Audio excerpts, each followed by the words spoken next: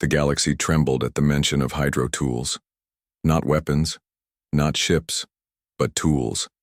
Seemingly innocent human inventions that had become the most feared devices in the known universe. Lieutenant James Wright of the Earth Fleet stared through the viewport of his scout vessel as it approached the neutral trading station orbiting Proxima 4. His mission was simple: observe and report.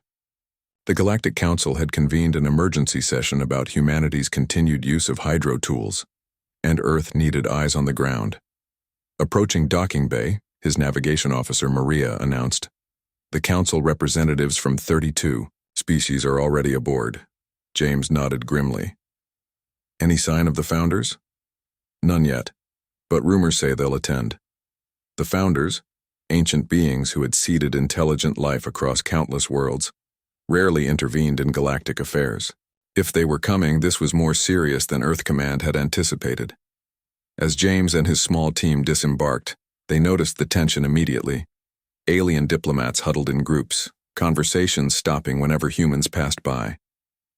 The station, normally a bustling hub of interspecies commerce, felt like a powder keg. "They're terrified of us," whispered Thomas, the team's cultural specialist. "Look at the Veldari delegation. Their tendrils are literally trembling." "Because of garden hoses and pressure washers?" Maria scoffed. "It's absurd." James shot her a warning glance. "Remember your briefing. To aquatic and semi-aquatic species, directed high-pressure water isn't just uncomfortable. It's a devastating weapon against their physiological vulnerabilities." The first evidence had emerged a decade ago. A human tourist on the water world of Nephala had used a simple pressure washer to clean their temporary dwelling. The high-pressure water jet had inadvertently struck a passing Nephalian, rupturing its sensitive gill membranes instantly. The incident had been ruled an accident, but it sparked investigations across the galaxy. Soon, other species came forward with similar accounts. The Trilaxians, with their porous exoskeletons, could be fatally penetrated by water pressures humans considered modest. The crystalline quartz collective could shatter along structural fault lines when hit with precise water jets. Even land-dwelling species like the methane-breathing Volocks found that water from human sprinklers caused dangerous chemical reactions with their skin. Worst of all, humans had been entirely unaware. For centuries, they had been wielding devastating biological weapons without realizing it. "The assembly will begin in 10 minutes, announced a mechanical voice over the station's comm system. James led his team to their designated observation area. As Earth's representatives took their seats at the central podium, the enormous chamber fell silent. The council premier, a towering arthropoid named Krek, stepped forward. "We convene today to address the continued threat of human hydroing tools," Krek began, multifaceted eyes reflecting the chamber lights. "For too long we have lived in fear of these devices that humans deploy with casual disregard." Earth's ambassador, Admiral Patel, stood to respond. "The Earth Alliance has already agreed to strict regulations on all water pressure devices in shared spaces. We've implemented warning systems and safety protocols beyond what was required." "Not enough," bellowed a Nephalian representative, water dripping from its protective suit. "Your species continues to develop ever more powerful cleaning tools, gardening implements, and recreational devices that project water at lethal velocities." The chamber erupted in shouts and gestures of agreement. "Silence." Krek's voice cut through the din.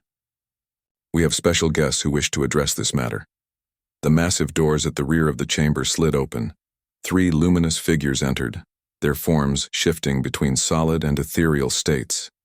The Founders had arrived. James felt his breath catch. In his 15 years of space service, he'd never seen a Founder in person. Few humans had. The central figure spoke, its voice resonating directly in the minds of all present. "We are the genetic overseers and design specialists, what you now call the gods. We have observed this conflict and must correct a fundamental misunderstanding." The chamber remained perfectly silent.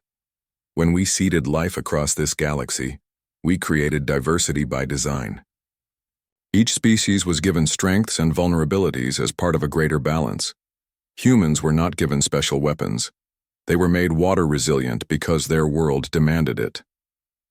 The founder to the left stepped forward. The human homeworld is 71% covered in water. Their bodies contain similarly high percentages. Their relationship with water is not a weapon, but a necessary adaptation. Ambassador Patel looked as shocked as everyone else. This was unprecedented, the founders advocating for humanity. But their tools, began the Nephalian representative. Are technological extensions of their natural adaptations, finished the third founder. Just as your echolocation devices extend your evolutionary gifts, or the Veldari's atmospheric processors extend theirs, the founders moved to the center of the chamber, their forms casting gentle light across the assembled delegates. We propose a solution, they continued. Rather than fear human water technology, embrace it. We will provide biological modifications, temporary or permanent as each individual chooses, that will protect vulnerable species from water pressure damage. Murmurs spread through the chamber. Additionally, the central founder added, humans will develop new safety systems with our guidance, ensuring their tools can never cause harm accidentally. 2 days later, James watched from his ship as the first volunteers, a group of Nephalians, emerged from the medical bay. They sprayed each other playfully with handheld water misters, their modified gill structures now impervious to what would have been lethal before. It's working, Maria said, smiling. Look at them. They're actually enjoying it. James nodded. From terror to water park in 48 hours, the gods really do work in mysterious ways. As his ship prepared for departure, James received a final update from Earth Command. The Galactic Council had unanimously approved the founders' solution. A new era of cooperation had begun, with humanity's dreaded hydro tools transformed from weapons into the foundation of shared technological development.